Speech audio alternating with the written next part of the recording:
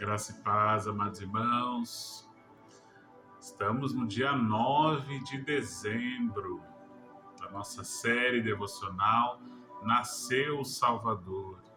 E hoje faremos a leitura, do capítulo 9 do Evangelho de Lucas. Então eu sou o presbítero Chesco, da nossa amada Igreja Presbiteriana de São Vicente. Estamos nessa jornada, até o capítulo 24. Então hoje está um friozinho. Estamos mais uma vez nessa nossa devocional, bate-papo, conversa e meditação acerca da palavra do Senhor. Então iniciaremos a leitura do capítulo 9 do Evangelho de Lucas, até o final desse capítulo. Inicia-se assim no versículo 1. Tendo Jesus convocado os 12, deu-lhes poder e autoridade sobre todos os demônios e para efetuarem curas. Também os enviou a pregar o reino de Deus e a curar os enfermos. Então Jesus, agora já escolhido, após uma noite inteira de oração, esses 12 apóstolos, aqueles que deveriam ser enviados a proclamar o Evangelho com poder e autoridade.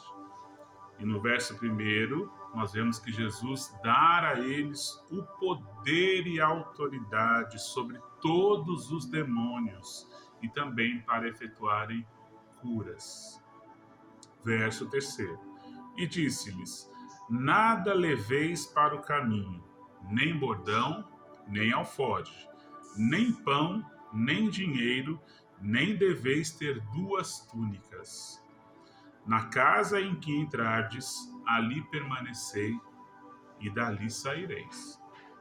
E onde quer que não vos receberem, ao sairdes daquela cidade, sacudi o pó dos vossos pés, em testemunho contra eles. Isso era uma tradição do Antigo Testamento, e que quando você não era bem recebido, e também nós vemos isso em Atos, você batia o solado do pé, dos sapatos, dos pés, amaldiçoando aquele local, como não sendo recebido, em testemunho contra eles, pois não o receberam. Versículo 6. Então, saindo, percorriam todas as aldeias, anunciando o Evangelho e efetuando curas por toda parte. Então agora nós vemos Jesus já distribuindo esses irmãos, esses 12 escolhidos, a fazerem aquilo que Jesus preconizou e pediu a eles. Manifestar o poder, ter autoridade. Eles os ensinou e eles presenciaram Jesus fazendo todas essas primícias, esses milagres. E agora eles estavam fazendo também. Versículo 7. Ora, o tetrarca Herodes soube de tudo o que se passava e ficou perplexo. Mesmo Herodes e João Batista. Porque alguns diziam: João ressuscitou dentre os mortos? Ao medo de Herodes, mesmo que mandou matá-lo em capítulos anteriores. Versículo 8. Outros diziam: Elias apareceu, e outros: ressurgiu um dos antigos profetas? Herodes, porém, disse: eu mandei decapitar a João. Quem é, pois, este a respeito do qual tenho ouvido tais coisas? E se esforçava por vê-lo. Então, a fama, a notoriedade, os falatórios, as conversas na região sobre os feitos de Jesus estavam chegando em vários locais, em várias cidades, em vários povos, tanto judeus quanto gentios, todos estavam ouvindo falar dos feitos do nosso mestre, ao ponto que isso chegou até Herodes, que soube, versículo 7, Herodes soube de tudo o que se passava e ficou perplexo. Ele, na sua cabeça, imaginou que iria acabar o mal pela raiz, mandando decapitar João Batista, que estava causando também um certo tumulto, porque ele veio para anunciar a chegada do verdadeiro Salvador. Mas ele se iludiu, coitado, porque na verdade João só estava anunciando quem deveria vir muito maior do que ele, que era o nosso Salvador. E é esse que agora ele tenta se esforçar para encontrar e para ver. Ficou com medo. Verso 10. Ao regressarem, os apóstolos, já apóstolos, né? Relataram a Jesus tudo o que tinham feito. E levando-os consigo, retirou-se à parte para uma cidade chamada Betsaida, que era aqui a cidade natal, né? De nascimento de Pedro. Uma cidade pequena, litorânea também, de pescadores. Muito pequena. Mas as multidões, ao saberem, seguiram. Então você imagina uma multidão de pessoas seguindo Jesus para uma cidade pequena, litorânea, que seria Betsaida. Acolhendo-as, falava-lhes a respeito do reino de Deus e socorria os que tinham necessidades de cura. Então Jesus continuou fazendo milagres e prodígios e multidões o seguiam, de vários povos, de várias línguas e nações. Quem conhecia, quem ouvia falar sobre o Salvador, ia atrás e procurava, e ele os atendia e manifestava o seu poder sobre cada um deles. Verso 12. Mas o dia começava a declinar, já começou a entardecer, iniciando para a noite. Então se aproximaram os 12 apóstolos e lhe disseram: despede a multidão, para que, indo às aldeias e campos circunvizinhos, indo para outras cidades, que aqui é pequeno, se hospedem e achem alimento, pois estamos aqui em lugar deserto, pequeno. Ele, porém, Jesus lhes disse: dai-lhes vós mesmos de comer. Ué, estão com fome, dai-lhes de comer. Responderam eles: não temos mais que 5 pães e 2 peixes, salvo se nós mesmos formos comprar comida para todo esse povo. Então, uma multidão de pessoas estavam acompanhando Jesus, ouvindo as palavras que vinham do reino de Deus. E o dia foi entardecendo, foi chegando à noite, fim da tarde, e eles estavam com fome. Então, imagine crianças, mulheres, homens, idosos, pessoas muitas, né? E com fome. Então imagine a logística, todo o trabalho de comprar esse alimento, preparar esse alimento, distribuir esse alimento. Então não seria uma coisa tão simples e tão fácil assim. Verso 14. Porque estavam ali cerca de 5.000 homens. E aqui nós vemos Lucas relatando o quantitativo, a quantidade de pessoas que estavam ali. Quem era essa multidão? 5.000 homens. Se você multiplicar isso aqui, cada homem, uma mulher e um filho, são 15.000 pessoas, no mínimo. Então disse aos seus discípulos: fazei-os sentar em grupos de 50. Então Jesus já pegou todos os seus discípulos, né, que eram mais do que os 12, e mandou organizar essas quase aí 5.000 pessoas, né, mais de 5.000 pessoas em grupos de 50. E eles fizeram, verso 15. Eles atenderam, acomodando a todos, em pequenos grupos de 50 pessoas. Verso 16. E tomando os 5 pães e os 2 peixes, erguendo os olhos para o céu, os abençoou, partiu e deu aos discípulos, para que os distribuíssem entre o povo. Vocês lembram a quantidade que tinha? Vamos ler de novo. Verso 13. Responderam eles a Jesus: não temos mais que 5 pães e 2 peixes, para mais de 5.000 pessoas. Como? Verso 17. Todos comeram e se fartaram, e dos pedaços que ainda que sobraram, foram recolhidos 12 cestos. Mais um milagre. Mostrando mais uma vez que para Deus não há impossíveis. E Jesus ensinando novamente a esses já apóstolos que eles precisam ter fé. Que não é aquilo que eles estão enxergando que de fato é. Não é porque eu só estou vendo 5 pães e 2 peixinhos que Deus não possa fazer muito mais do que isso. Então não é a limitação do meu pensamento, mas é o pensamento ilimitado do nosso Deus, o poder ilimitado que Ele tem. Servimos a um Deus muito poderoso. Ele detém nas mãos todo o poder. Nós somos limitados. Imaginando-nos nesse mesmo local, faríamos a mesma pergunta. Como que eu vou alimentar 5.000 pessoas com 5 pães e 2 peixinhos? Possível. A nossa visão lógica e matemática sobre tudo, né? Que 1 mais 1 sempre é 2.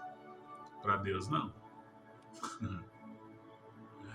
A lógica de Deus não é essa, né? Porque Deus está além do tempo. Ele é o criador do universo, é o criador do tempo. 1 mais 1 não é 2. Para nós, sim. Para Deus, não. Verso 18. Estando ele orando à parte, achavam-se presentes os discípulos, a quem perguntou: quem dizem as multidões que sou eu? O que as multidões estão falando sobre mim? Eles acham que eu sou o quê? Que eu sou quem? Quem sou eu para eles? Verso 19. Responderam eles: João Batista, mais outros, Elias, e ainda outros diziam que ressurgiu um dos antigos profetas. Percebam que é a mesma fala de Herodes, a mesma fala do que o tetrarca Herodes, quando perguntou, né? Quem era esse que estava fazendo esses prodígios, que ele ficou perplexo, é a mesma fala, verso 8. Outros Elias apareceu, outros ressurgiu um dos antigos profetas, e os próprios discípulos de Jesus também estavam sondando essa multidão e eles pensavam a mesma coisa que Herodes.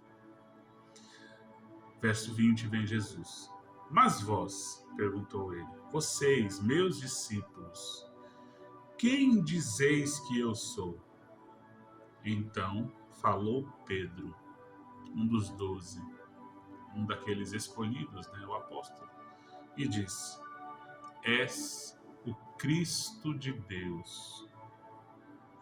Verso 21. Ele, porém, advertindo-os, mandou que a ninguém declarassem tal coisa, dizendo: é necessário que o Filho do Homem sofra muitas coisas, seja rejeitado pelos anciãos, pelos principais sacerdotes e pelos escribas, seja morto e no terceiro dia ressuscite. Aqui o nosso mestre já estava dando sinais do que haveria de vir, do que iria acontecer.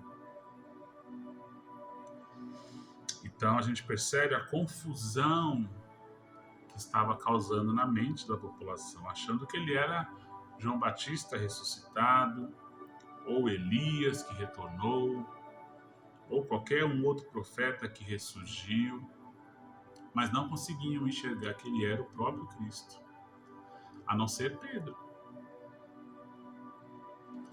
que já recebeu a autoridade. No verso 9, nós vemos no capítulo 9, no verso 1, nós vemos Jesus entregando aos 12 autoridade e poder. E com essa autoridade, com esse poder que Pedro responde, no verso 20. Então falou Pedro e disse: És o Cristo de Deus. És o Salvador do universo. És o Filho do Deus Altíssimo. E aqui Jesus já os relembra para que eles guardem essa afirmação e não declarassem a ninguém por enquanto, porque ainda deveria se cumprir muitas coisas, tais que já foram profetizadas há tempo atrás e deveriam ser cumpridas, e todas se cumpriram em Cristo. Verso 23. Dizia a todos: se alguém quer vir após mim, a si mesmo se negue. Dia a dia tome a sua cruz e siga-me. Nós já falamos sobre essa questão de você seguir a Cristo, é carregar a sua própria cruz. Qual é a sua cruz? Que cruz é essa que Jesus está falando? A cruz é um sinal de dor, de penitência, de sacrifício. Que cruz é essa que nós temos que carregar para seguir a Jesus? É a cruz do abandono dos nossos pecados. É a cruz do abandono dos nossos desejos carnais. É a cruz do abandono do nosso ego, da nossa maldade, do nosso coração, que muitas vezes tende ao mal e não tende ao bem. Lembra de capítulos anteriores? Se teu coração estiver cheio do bem, é óbvio que você falará o bem. Agora, se ele estiver entesourado, cheio de mal, é óbvio que só vai sair coisas más. E é essa cruz que Jesus está falando aqui.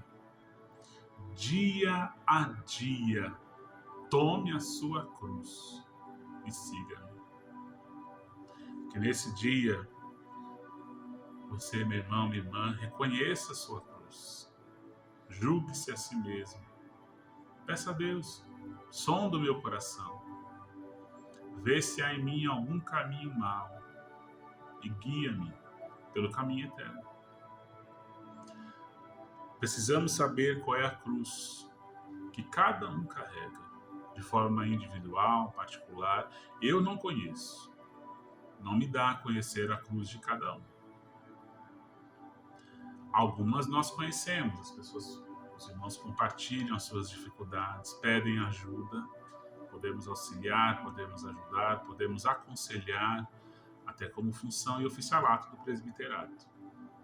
Mas alguns nós não sabemos, não conhecemos, não sabemos as dores, as aflições, aquilo que o irmão carrega. Mas tem uma convicção e uma certeza.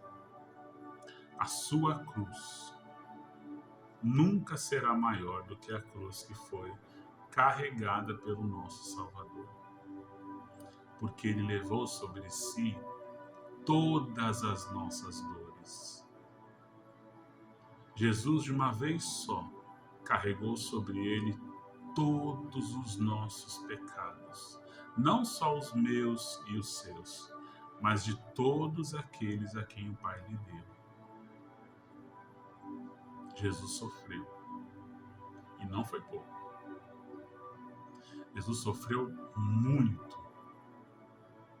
E sofreu por amor a mim e a você. Cabe a nós, segundo o verso 23, carregar a nossa cruz. É o meu. Só o nosso. Não há aprovação que Deus permite que passamos que Ele já não sabe que nós possamos suportar e vencer. As tentações não procedem de Deus.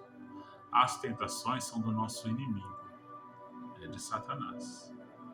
E ele certamente irá nos tentar, assim como tentou Jesus. Cabe a nós estarmos cheios do Espírito Santo de Deus. E uma vez cheios, podemos lutar e vencer. em alguns momentos, fugir para vencer. E aprender a reconhecer a sua própria cruz. Então, que isso sirva como um alerta para nós, né? Negue-se a si mesmo, tome a sua cruz. O negar a si mesmo é negar o seu desejo pecaminoso. É dizer não. E nós não somos mais escravos do pecado, somos livres. Portanto, temos total capacidade, mediante o Espírito Santo, de dizer basta. De dizer não. De tomar uma atitude, um compromisso com Deus, de segui-lo e carregar essa cruz.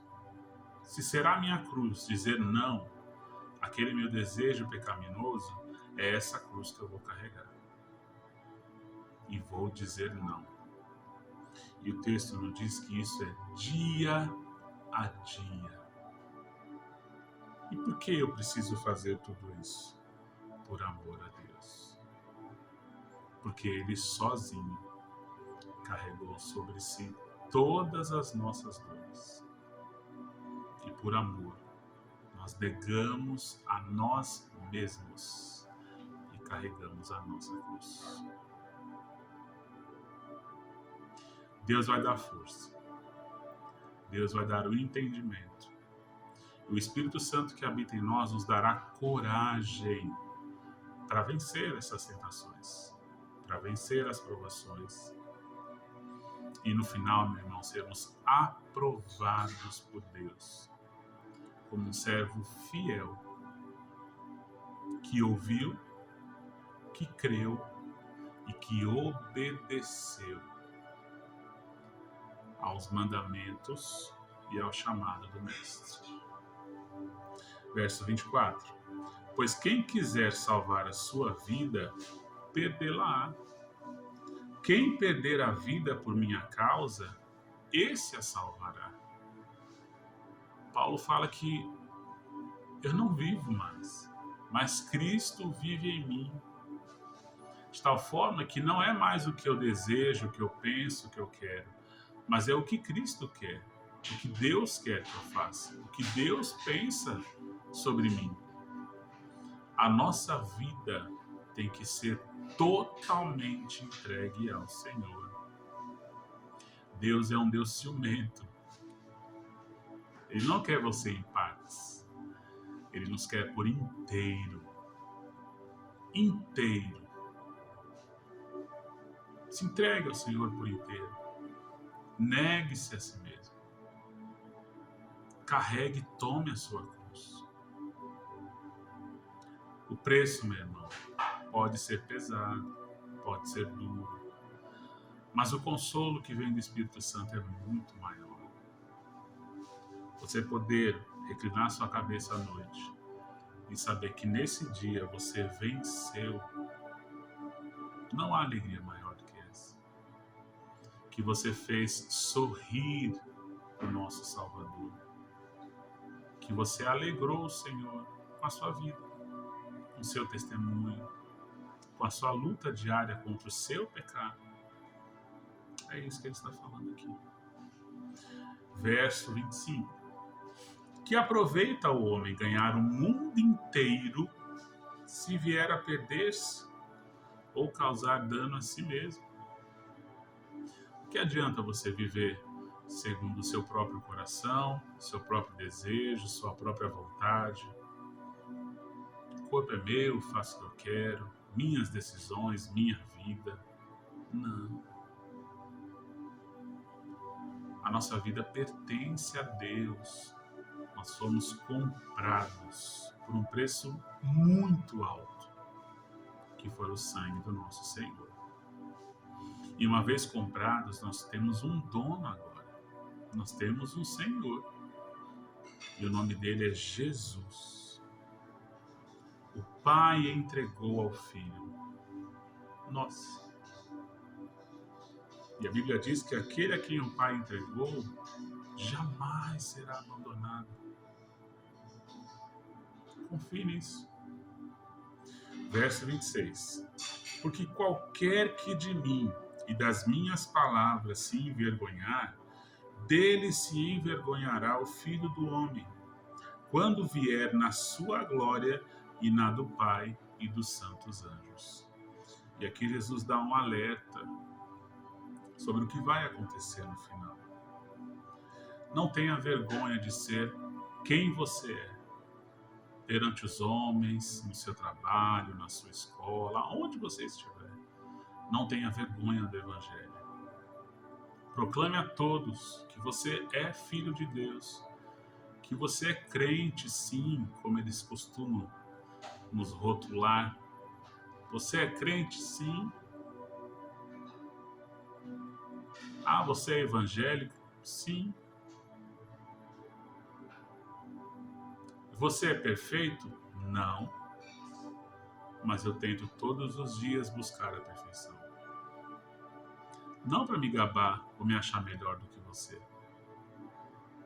Mas se eu buscar a perfeição, eu vou te amá-lo como a mim mesmo. E jamais vou te fazer nenhum mal. Eu tenho convicção que se você fala isso a quem te julga, muda conceitos. E é isso que se espera de nós. Porque aquele que se envergonha, se esconde ou fica com medo, Deus também não vai acompanhá-lo nesse medo. Porque quando vier na sua glória e na do Pai e dos santos anjos, ele também vai dizer que não vos conhece. Porque se aqui, no hoje, no agora, no presente dia, nós temos vergonha e medo de dizer quem somos e de dizer de quem somos, Jesus também vai dizer no fim dos dias que não pertencemos a Ele. E será um dia tão triste. Tão triste, a ponto que o próprio Deus terá de enxugar do olho a lágrima, porque iremos ficar tristes de ver amigos, entes queridos que não estarão lá, porque tiveram vergonha do Salvador. Preferiram seguir a própria vida, as próprias escolhas, o próprio caminho e abandonaram o Salvador. Reflita sobre isso. Verso 27. Verdadeiramente vos digo, alguns há dos que aqui se encontram que de maneira nenhuma passarão pela morte até que vejam o reino de Deus. Que maravilha! Que maravilha!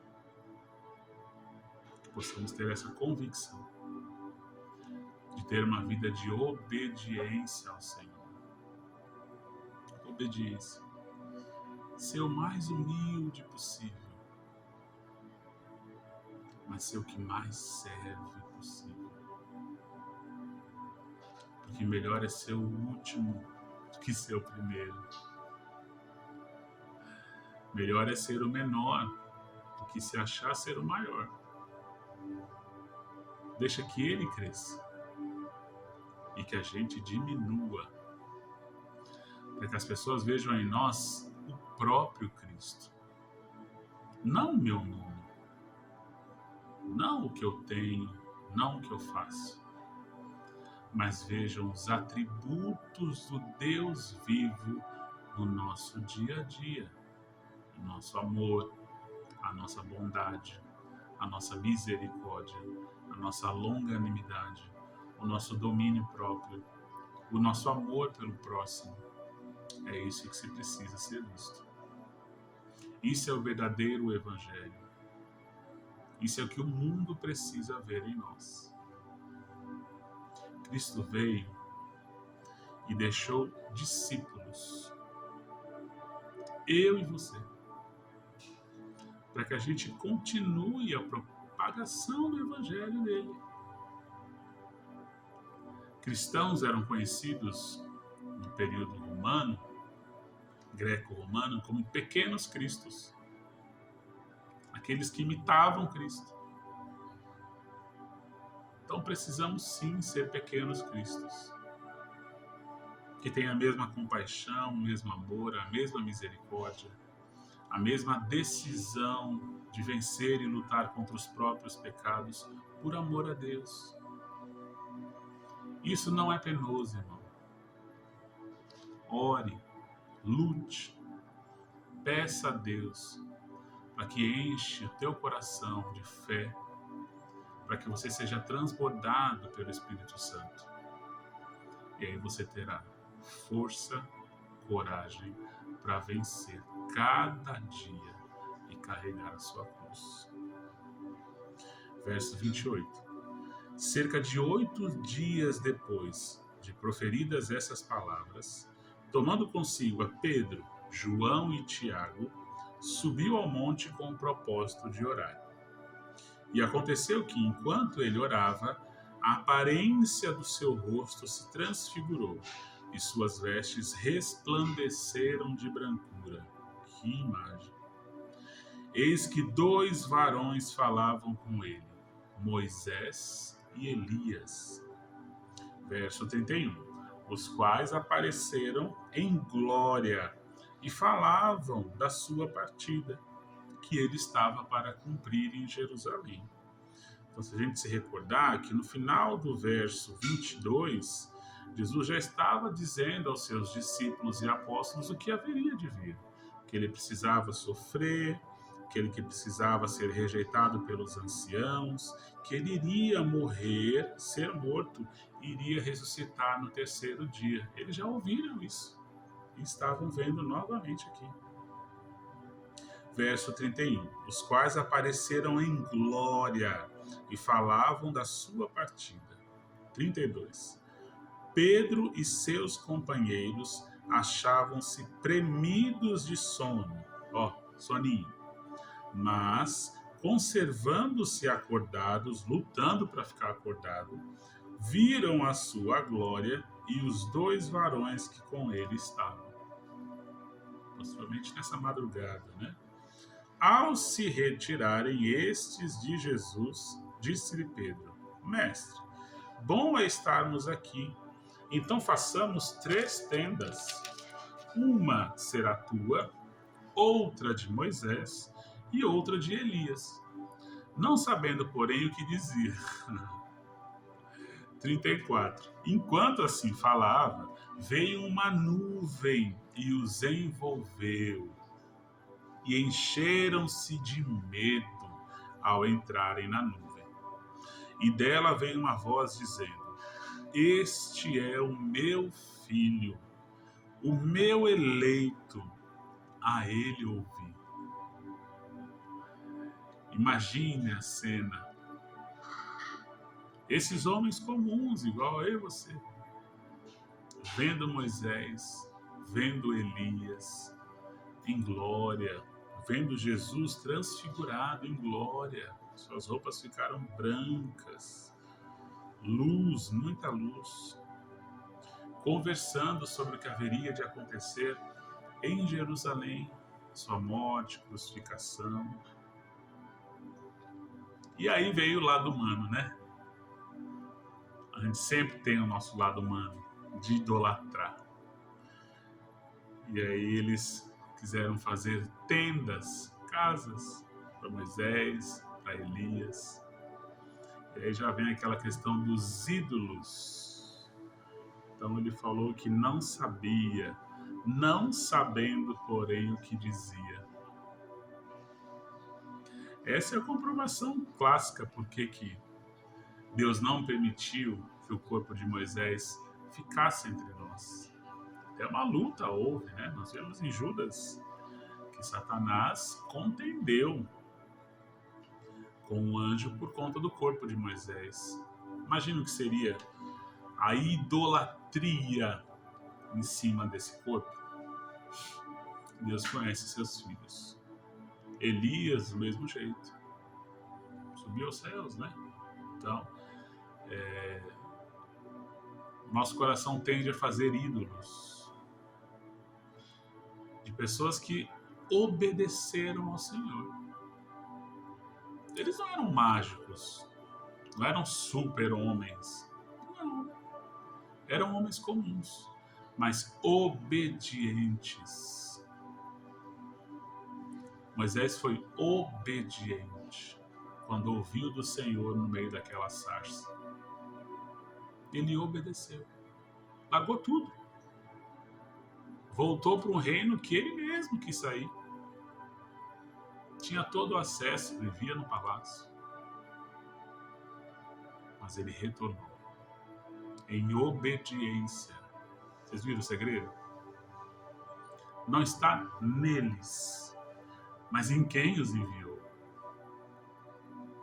Elias também, tanto poder, tantas maravilhas, desceu fogo do céu. Por que tudo isso? Porque obedecia a Deus. Tinha plena consciência a quem servia. Precisamos ter também a quem nós estamos servindo. A nós ou a Deus? Você está pronto a servir a Deus? A cantar o tudo entregarei?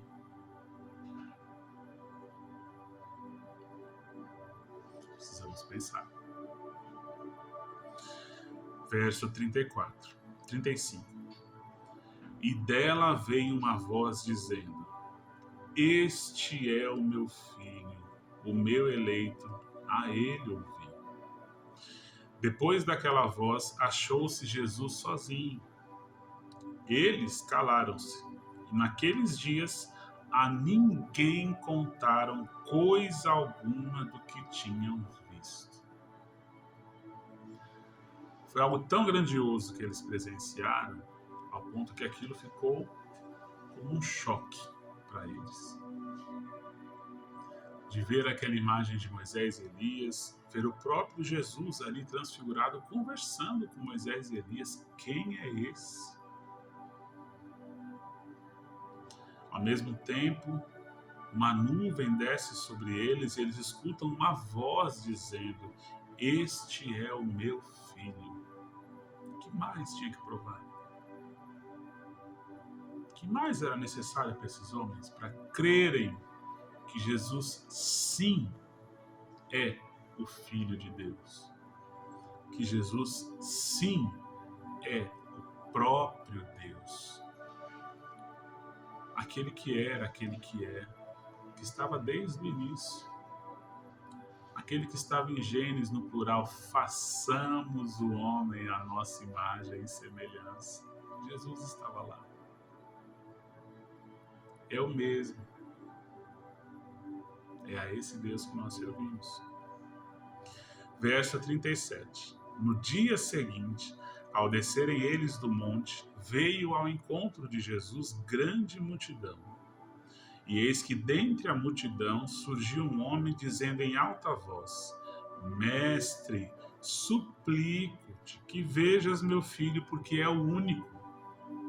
Um espírito se apodera dele, e de repente o menino grita, e o espírito o atira por terra, convulsiona-o até espumar, e dificilmente o deixa, depois de o ter quebrantado. Então esse rapaz sofria as possessões, né? Então ficava muito doente, muito ferido, e o seu pai compadecido, vendo o filho nessa situação, é uma cena pavorosa. E ele suplicou a Jesus. Verso 40. Roguei aos teus discípulos que o expelissem, mas eles não puderam. Respondeu Jesus: Ó geração incrédula e perversa, até quando estarei convosco e vós sofrereis?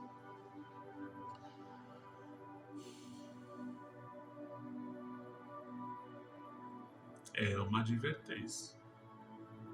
Ó geração incrédula e perversa, até quando estarei convosco? Jesus já tinha dado autoridade e poder a esses discípulos e aos 12. E novamente nós vemos aqui a nossa falta de fé.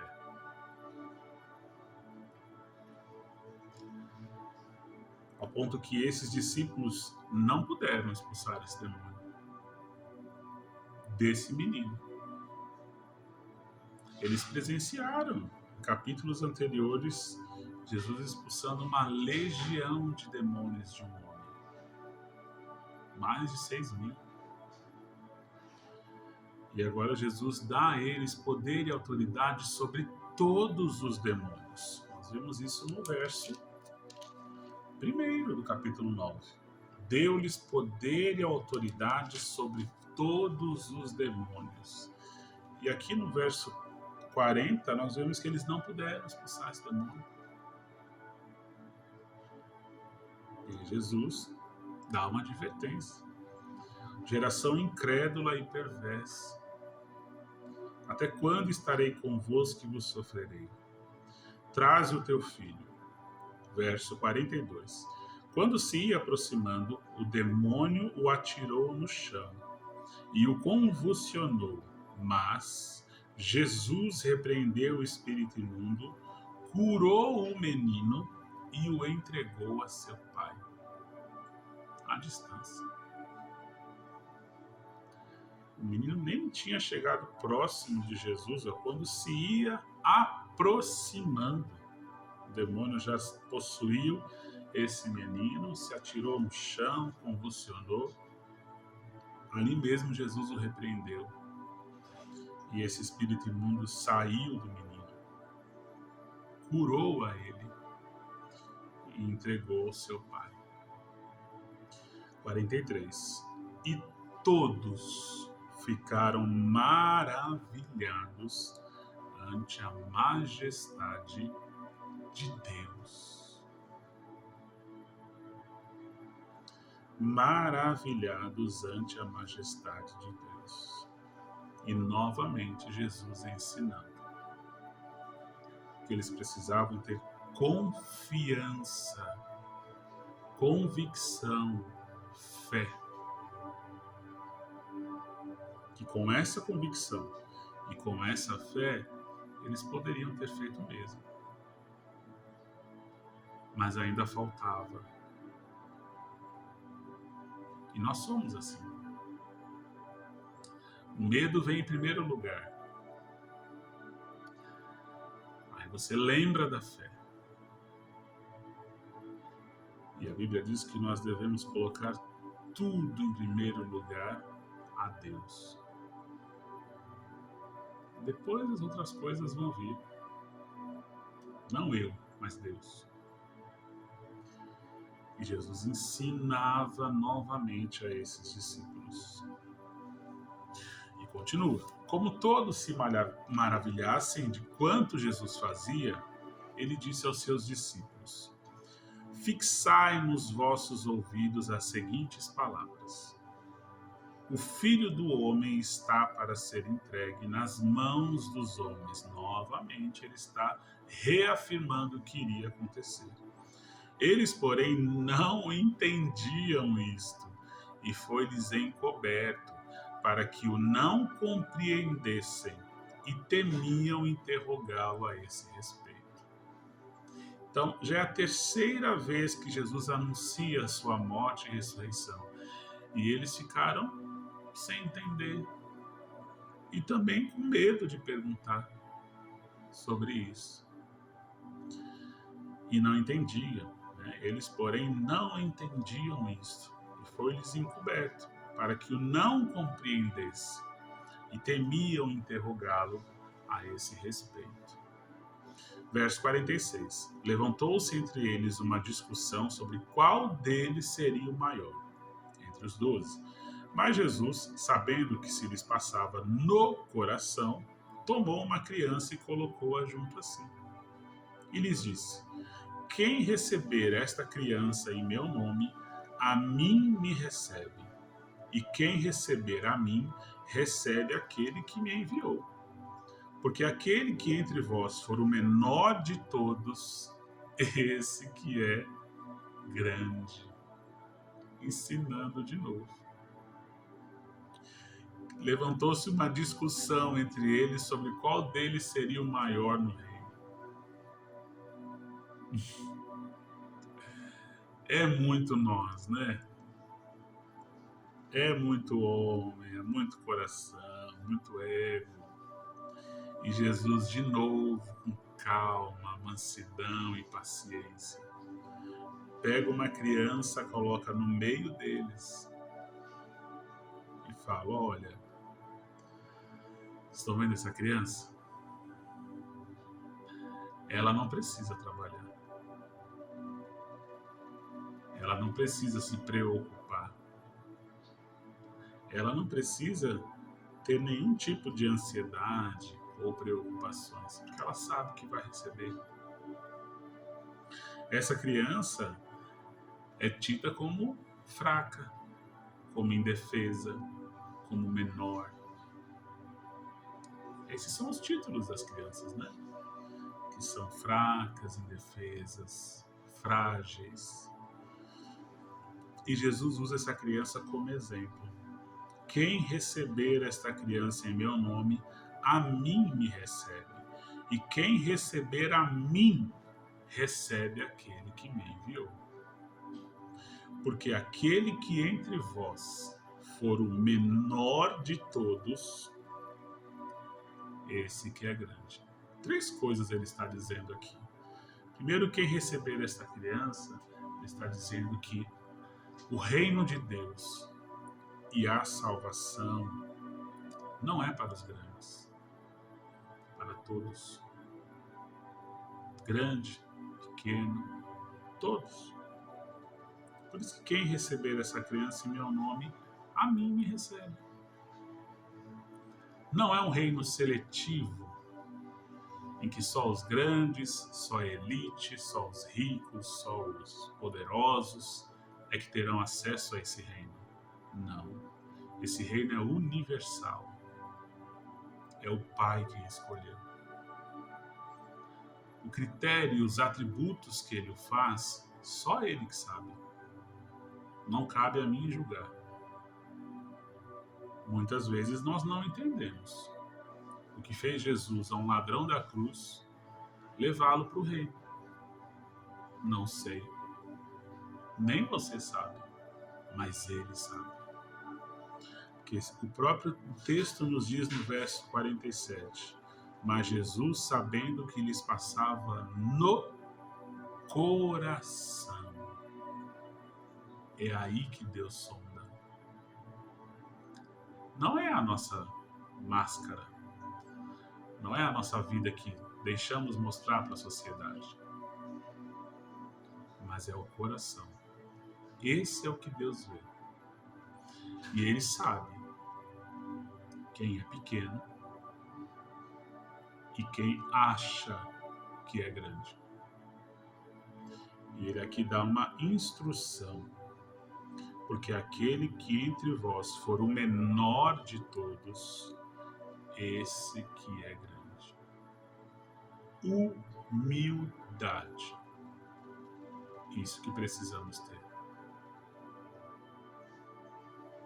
Nós somos servos de um Deus altíssimo e poderoso.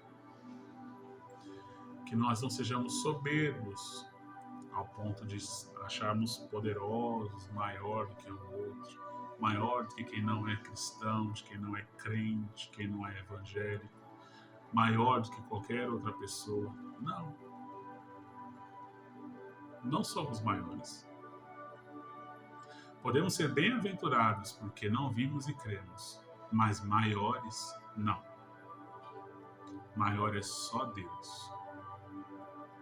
Maior ao ponto de, não tendo nenhuma obrigação de nos salvar, ele planejou a salvação. E nesse planejamento, envolveu e teve que dar o seu próprio e único Filho para morrer em nosso lugar. Isso é ser maior. Nós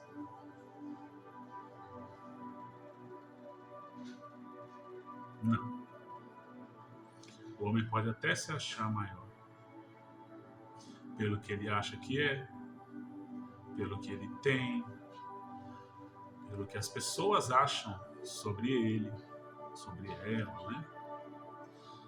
Mas Deus conhece o coração. E é só ilusão.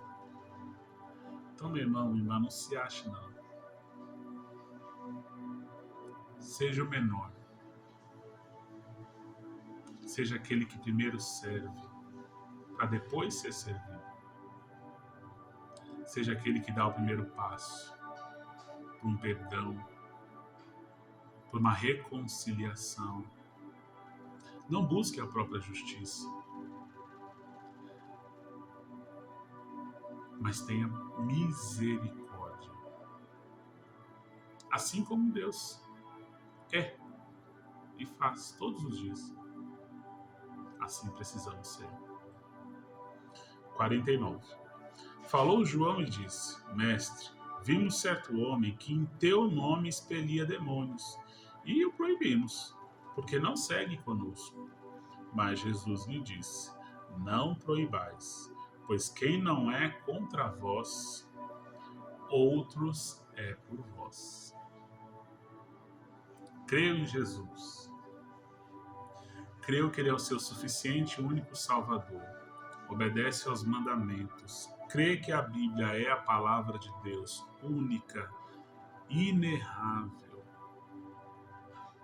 Ela não erra, é inerrante. Se você creu nisso, meu irmão, você é filho de Deus. O Espírito Santo habita em você. Então não é uma classe. É uma convicção. A salvação é algo espiritual. Não é algo carnal. Eu não assino um documento que eu sou salvo. Eu sou salvo. Por ação e obra do próprio Espírito Santo de Deus. Então Jesus ele refuta João dizendo: não é porque ele não está andando conosco que em meu nome ele não pode expelir demônios. Como que você sabe se ele não é dos meus? Só porque ele não anda com você? Não. Não proibais. Então, se essa fé for genuína, crer em Jesus, crer na palavra de Deus, é de Deus, irmão. Nós temos muitos irmãos de outras denominações que são irmãos, cheios do Espírito Santo. Irmãos na fé, que intercedem por nós, que oram por nós, que nos amam, assim como Cristo nos amou. Então não podemos ter partidos. Não deveríamos ter partido. Jesus não tinha partido. Está dizendo claro aqui. Não é o clube dos discípulos. É o reino de Deus. E ensinando novamente. Verso 51. E aconteceu que, ao se completarem os dias em que devia ele ser assunto ao céu, manifestou no semblante a intrépida resolução de ir para Jerusalém. Então Jesus já estava sentindo, né, no corpo, por ser 100% homem e 100% Deus, a angústia das coisas que haveriam de vir. E enviou mensageiros que o antecedessem a ida a Jerusalém, indo eles entrarem numa aldeia de samaritanos para lhe preparar pousada. Mas não o receberam, porque o aspecto dele era de quem decisivamente ia para Jerusalém. E os samaritanos e os judeus tinham, né, um conflito absurdo, né? Um Corinthians e Palmeiras, um Santos e Corinthians aí que não se falavam de jeito nenhum. Vendo isso, os discípulos Tiago e João perguntaram: Senhor, queres que mandemos descer fogo do céu para os consumir? Olha, 55. Jesus, porém, voltando-se, os repreendeu e disse: Vós não sabeis de que espírito sois? Pois o Filho do Homem não veio para destruir as almas dos homens, mas para salvá-las. E seguiram para outra aldeia. Jesus, anteriormente, no versículo 50, está acabando com o clube do bolinha aqui, né? Só pode expelir demônio quem anda com eles. Não. Não. O reino de Deus é universal. Essa mensagem da salvação chegou a lugares longínquos. E pessoas, sim, estavam se convertendo ao Senhor por ação do Espírito Santo. E sim, estavam expulsando demônios. É o texto de João aqui. E Jesus não os proibiu. Não os proibiu. E aqui nessa passagem nós vemos Tiago e João novamente perguntando: Senhor, queres que mandemos descer fogo do céu para os consumir? Porque não nos receberam nessa aldeia, nessa cidade? Vingança, né? Espírito vingativo. Não. Isso não é amar ao próximo. E novamente Jesus ensina, verso 55. Vós não sabeis de que espírito sois? Vocês são de Deus ou são de quem? Se vocês são de Deus, tem que obedecer aquilo que Deus disse. E o que ele disse? Amar ao próximo como a ti mesmo.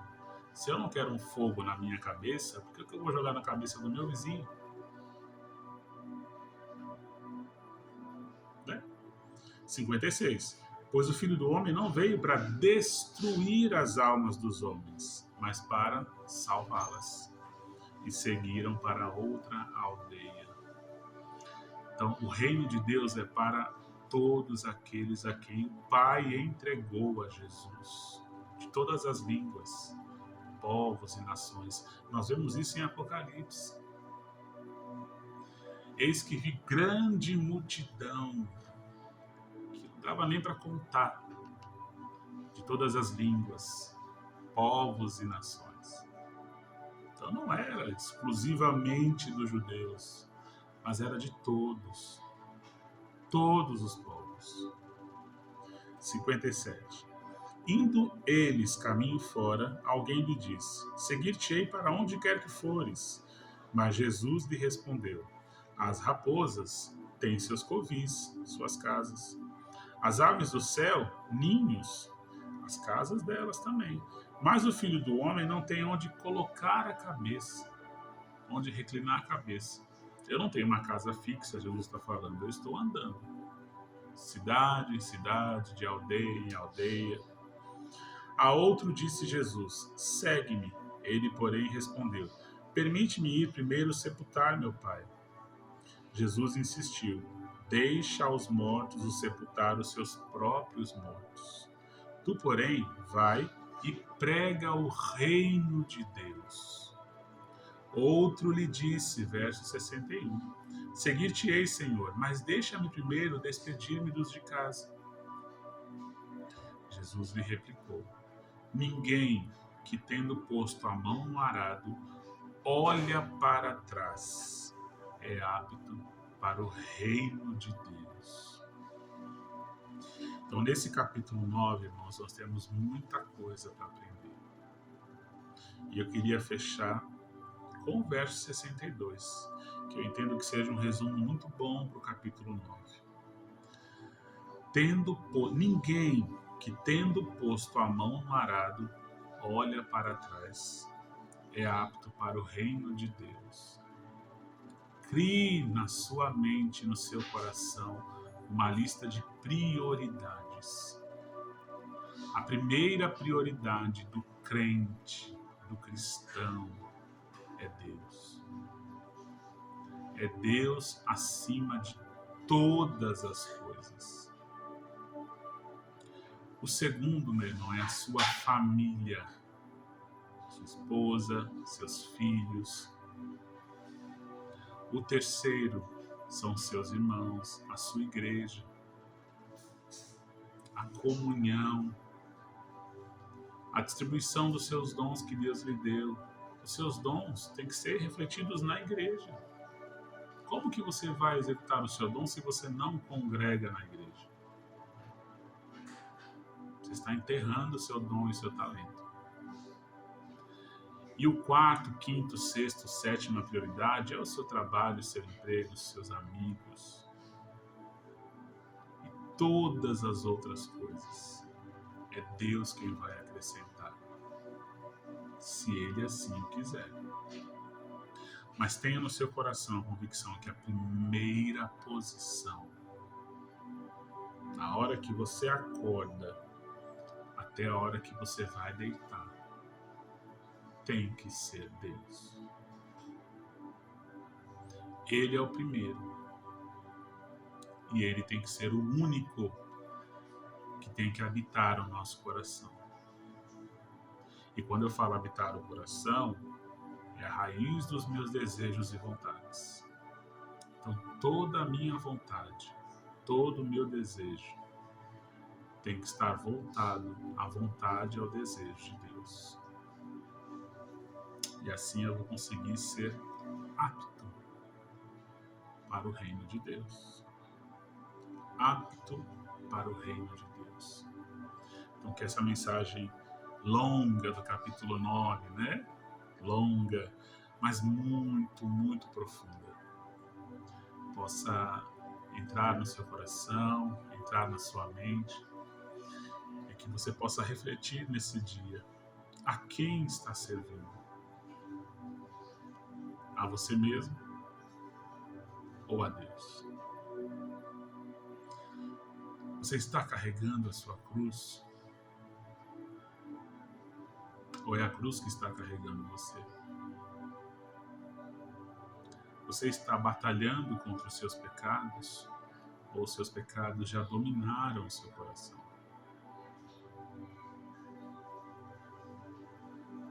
Coloque Deus em primeiro lugar, meu irmão. Em tudo.